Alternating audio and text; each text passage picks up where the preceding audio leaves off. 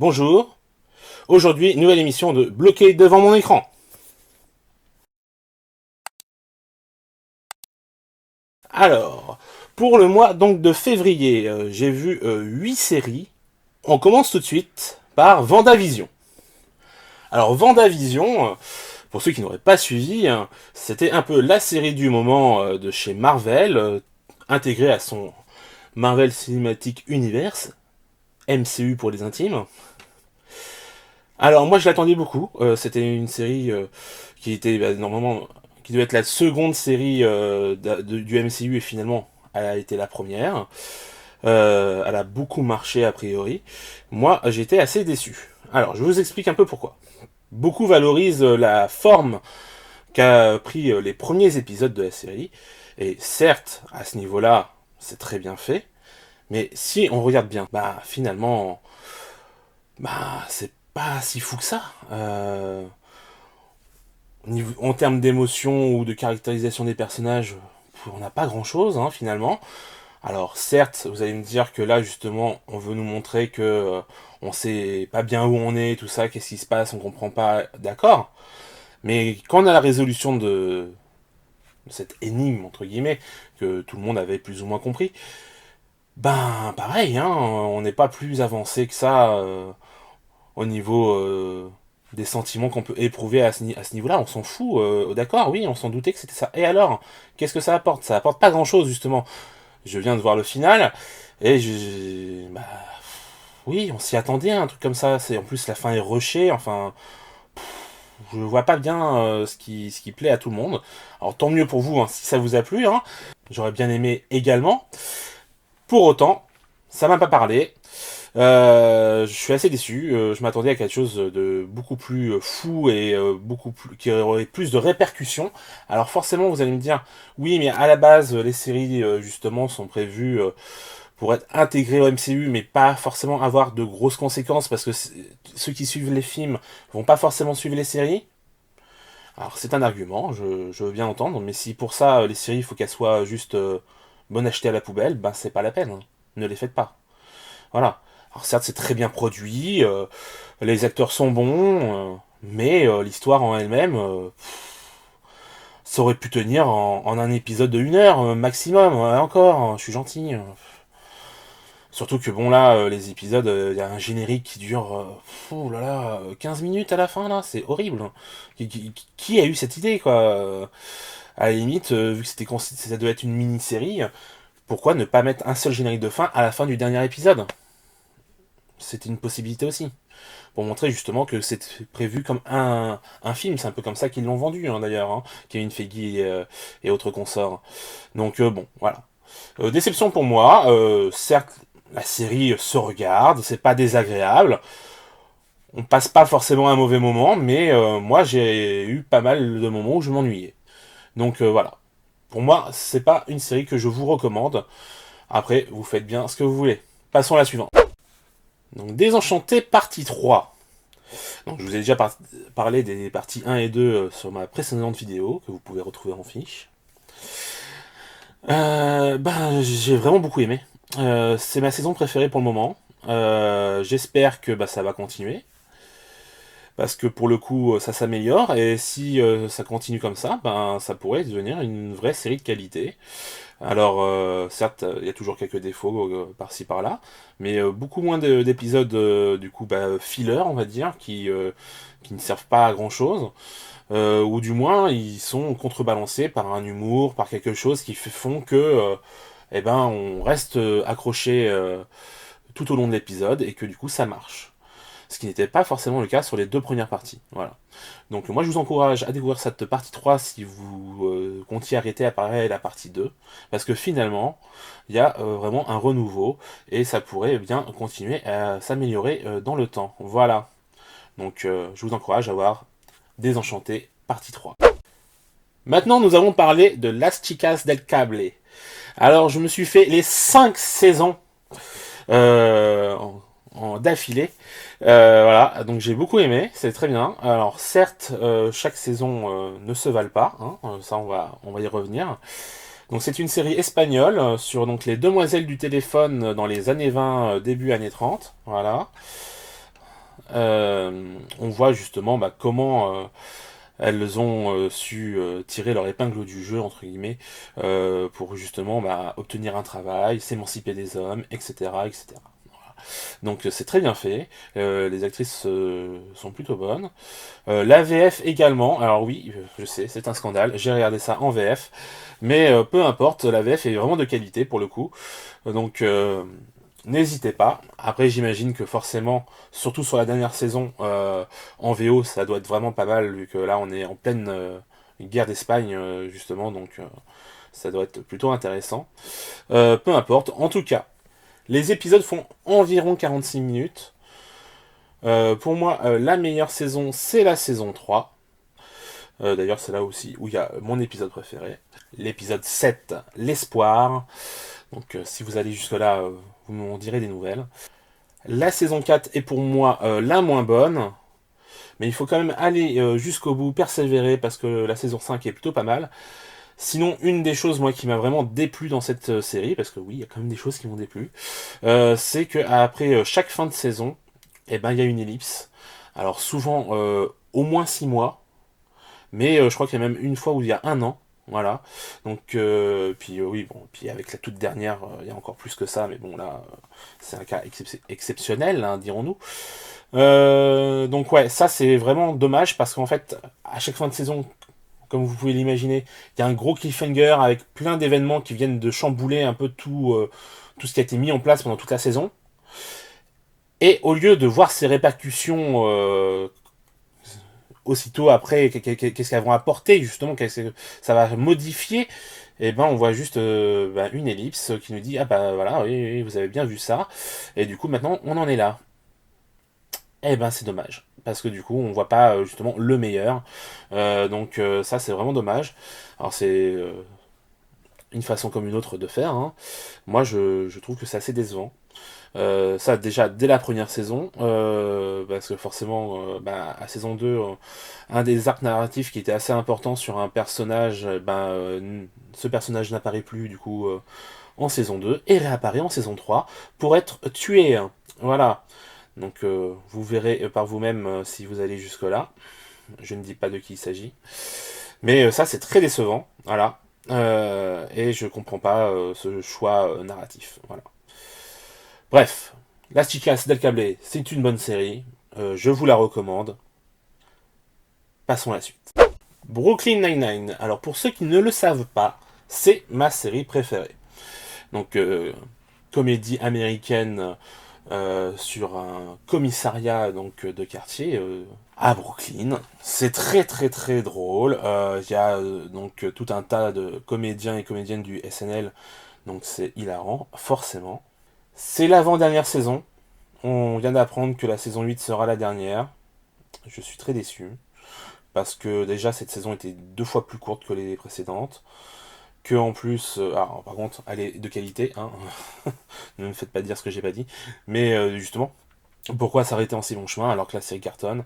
Je ne comprends pas. Alors oui, certes, elle a été d'abord annulée sur la chaîne historique qui l'a diffusée, puis a été récupérée ensuite. Parce que justement, on voyait ses qualités en cette série. Alors peut-être que ça fait pas assez d'audience, mais en tout cas, il y a vraiment des fans qui sont derrière. Et c'est vraiment dommage pour eux, en tout cas, que ça ne puisse pas continuer plus loin, vu que c'est une très bonne série. Donc qu'est-ce que je peux vous dire d'autre? Que ça plaira pas forcément à tout le monde, hein, c'est une question d'humour. Voilà, moi j'ai accroché, d'autres n'accrocheront pas. Donc si après quelques épisodes vous voyez que ça vous plaît pas, n'insistez pas, ce n'est pas la peine. Mais voilà, je pense que si vous accrochez, vous passerez un très bon moment. Pour moi, c'est du même acabit que The Office. Voilà, pour ceux qui connaissent. Donc n'hésitez pas à voir Brooklyn Nine-Nine. Alors comme je vous l'avais dit dans la précédente vidéo, j'ai continué avec la saison 3 de The Good Doctor. Eh ben, très bonne saison. C'est peut-être la saison où il lui arrive le plus de choses assez intéressantes au niveau surtout de sa vie personnelle. Donc c'est très intéressant. Moi, j'ai vraiment envie de découvrir ce qu'ils vont nous préparer pour la suite avec ce personnage. Voilà. Donc, on voit également que donc il peut avoir une vie de couple. Et ça, c'est plutôt intéressant et inattendu au vu des 2 premières saisons. Même si on se doute qu'à un moment donné, ça allait arriver, mais je pensais pas forcément que ça allait arriver aussitôt avec la saison 3. Donc je suis plutôt content. Est-ce que ça annonce peut-être une fin plus rapide aussi qu'on ne pourrait l'attendre? Je ne sais pas, on verra bien. Ou alors que ça va devenir une série médicale, on va dire, un peu plus classique, ce qui serait un peu dommage, parce que pour le coup, ce qui fait justement sa spécificité, c'est que ce personnage donc soit autiste et que forcément il n'arrive pas à vivre les choses de la même façon que nous. Voilà, donc on va bien voir comment ça va se goupiller pour la suite. Moi en tout cas, je suis fan, donc je poursuis. Love Victor, série disponible en France sur Disney+, alors que c'est une série originale Hulu, dont Disney justement est propriétaire en partie, hein, il a des parts dessus. Euh, c'est plutôt pas mal, donc ça fait suite au film Love Simon. D'ailleurs, Simon a un rôle sans en avoir un dans la série, c'est-à-dire qu'il reçoit du coup des messages de Victor, que ce soit via les réseaux sociaux ou en SMS, voilà, où donc il communique avec lui. C'est plutôt pas mal, c'est bien fait. J'ai l'impression d'ailleurs que les fois où on entend justement la réponse de Simon, que c'est le même comédien que pour le film, donc vraiment le lien est présent. Peut-être que justement dans une prochaine saison ou à la fin de la saison, parce que là du coup je n'ai que commencé, hein, je n'ai vu à ce jour que les 3 premiers épisodes.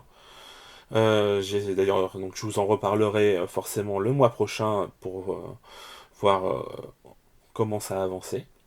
Vraiment, les 3 premiers épisodes sont de qualité. On retrouve l'esprit justement du film original avec les spécificités que apporte donc ce nouveau personnage qui lui du coup débarque dans le même lycée où était Simon auparavant et où donc lui aussi découvre un peu qui il est, voilà, on va dire ça comme ça, et donc pas forcément celui qu'il pensait. Donc c'est plutôt intéressant, c'est sympa. Les comédiens sont plutôt attachants, du moins leurs personnages. On verra jusqu'où ça va nous mener. On regrettera toujours que pour l'instant, quand il parle de diversité, ce n'est toujours que sur les origines et non sur les corpulences, mais bon, ça c'est encore un autre débat, qu'on retrouve dans beaucoup de films et séries pour adolescents. Bref, cela dit, c'est une bonne série, du moins les 3 premiers épisodes sont plutôt pas mal. Moi je vais poursuivre, je vous en dirai plus dans la prochaine vidéo. Crisis Junk. Alors c'est une série d'animation pour adultes avec de la violence, du trash, du gore, avec du sexe, avec des injures et tout ça. Enfin bref, c'est vraiment pas fait pour les jeunes. Hein. C'est une seule saison unique.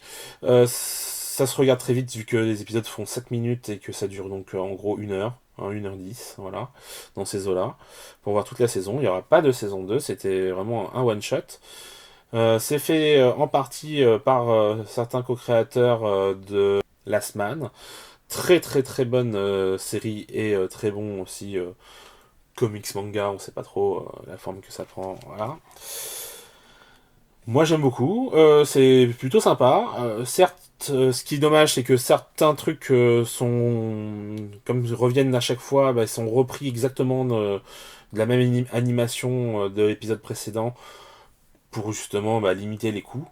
Ça, du coup, au bout d'un moment, effectivement, c'est un peu redondant, même si ça s'explique bien au niveau du scénario, donc c'est pas si gênant que ça. Mais j'imagine d'ailleurs que à un certain moment, peut-être qu'ils ont fait un peu pareil dans des grandes séries comme Dragon Ball ou Dragon Ball Z pour les transformations ou quoi, mais j'ai l'impression que ça se faisait quand même beaucoup moins. Peut-être plus sur les Chevaliers du Zodiaque, enfin bref, peu importe. Tout ça pour dire que du coup, c'est un peu dommage. Donc c'est pour un public averti, hein. N'y allez pas si vous êtes un peu prude et que si ce genre de choses ne risque pas de vous intéresser, voilà. Hein. Ça se regarde très rapidement, donc comme je vous ai dit, c'est sur Netflix. Donc si ça vous tente, allez-y. Et on finit avec Truth Seekers, donc les chasseurs de vérité. Hein. Donc c'est une série anglaise a priori, créée par Nick Frost, Simon Pegg et Nat Saunders. Bon, j'y suis clairement allé pour Nick Frost et Simon Pegg, hein, je vais pas vous le cacher. Alors, ça prend son temps, hein, on va dire ça comme ça.